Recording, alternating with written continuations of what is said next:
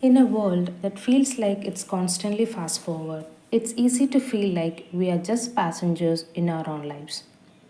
We are at work thinking about home and at home thinking about work. It's an exhausting cycle that leaves us feeling drained before the day is even halfway over.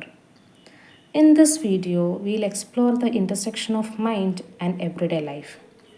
Today, we are talking about the art of hitting the pause button, that's mindfulness. If you think you're too busy to practice mindfulness, this video is actually made especially for you. I'm going to show how to integrate presence into your existing routine without adding a single extra task to your to do list. So, what it is? It's not about emptying your mind or reaching a state of eternal bliss. It's about noticing.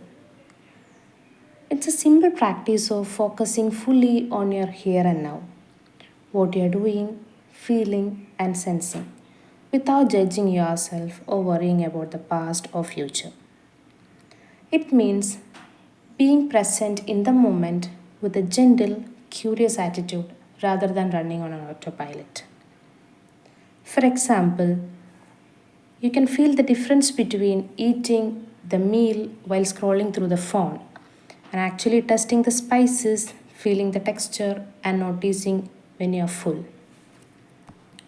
The goal of mindfulness is not to eliminate thoughts or clear your mind, but to pay attention and focus to the present, to the present moment without passing judgment. The benefits of mindfulness is not just spiritual. They are physiological, emotional, and professional. The most fascinating thing about mindfulness is that it is not just a feeling, it actually changes the physical structure of your brain, and the process is known as neuroplasticity. Amygdala is your brain's alarm center or fight and flight hub. Regular mindfulness has been shown to decrease the gray matter density here and makes amygdala to shrink, and you become less reactive to stress and anxiety. Strengthening the prefrontal cortex area, which is responsible for high level functioning like decision making, focus, and impulse control. Mindfulness essentially thickens this area, making it easier for you to stay rational when things get chaotic. Hippocampus, the part of brain which is vital for memory and learning. Practicing mindfulness keep it healthy, protect and boost the cognitive health over the long term. Beyond biology, mindfulness transforms how you interact with the world and yourself. It creates a mental gap between the stimulus and your reactions. Instead of snapping at the coworker or feeling defeated by a mistake, you notice the emotion as it arises and choose a more constructive response. We often get stuck in thought loops, replaying past mistakes or worrying about the future. Mindfulness trains you to recognize these loops and gently step out of them.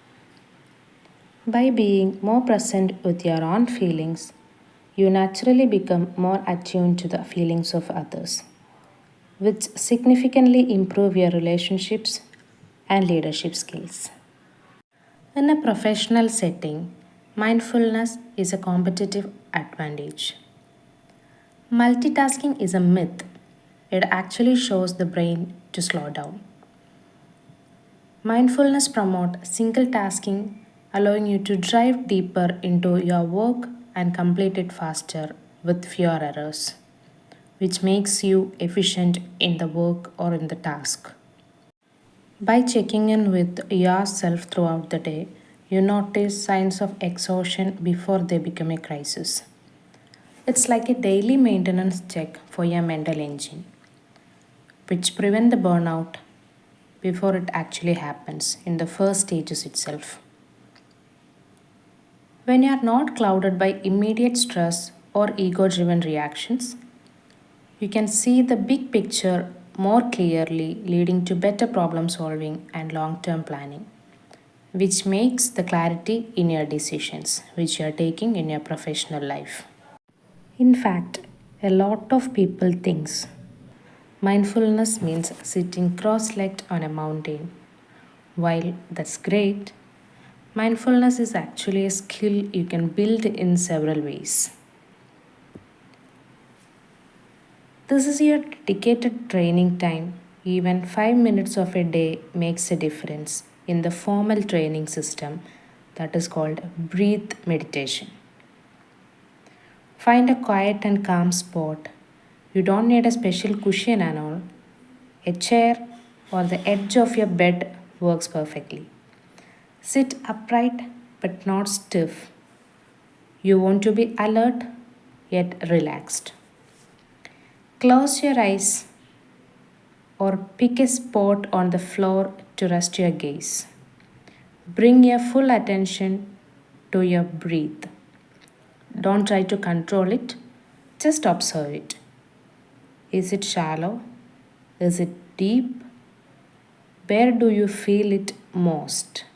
Your nose, your chest, or your belly? When your mind wanders to your plans, like your lunch plans or a mail or anything else, just notice it without frustration. Label it and gently guide your attention back to the breath. Because when you are coming back to your breath, when you can return back to your breath, that itself is the success of your mindfulness. That moment of returning is a bicep curl for your brain. And in the informal areas, you can scan your body. This is a great technique if you feel physically restless or anxious. And this is very simple also. Start at your toes and mentally check in with every part of your body. Notice any tension in your calves or your stomach, your shoulders. And don't try to fix it, just acknowledge it. Feel every part of your body and its movement without moving it. Often, simply noticing tension is enough to help it releases.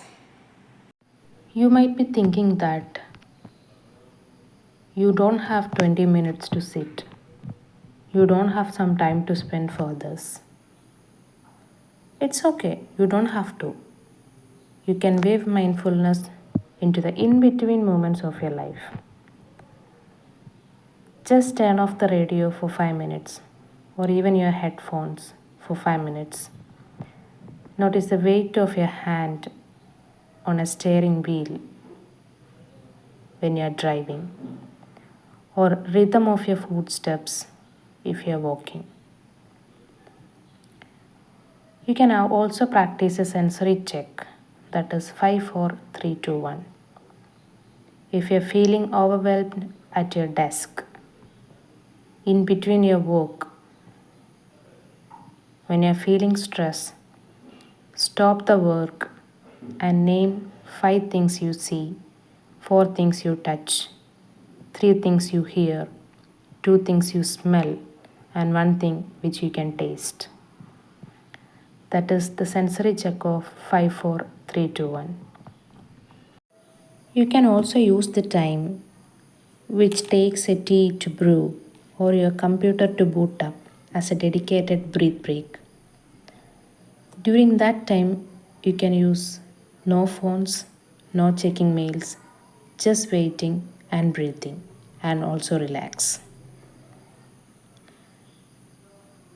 And also try doing just one thing at a time. If you're drinking water, just drink water. It sounds simple, but it's a powerful reset for a cluttered mind. Mindfulness is not a destination, it is a habit. Some days it will be easier than others, and that is perfectly okay. The goal is not perfection, it is the presence of mind.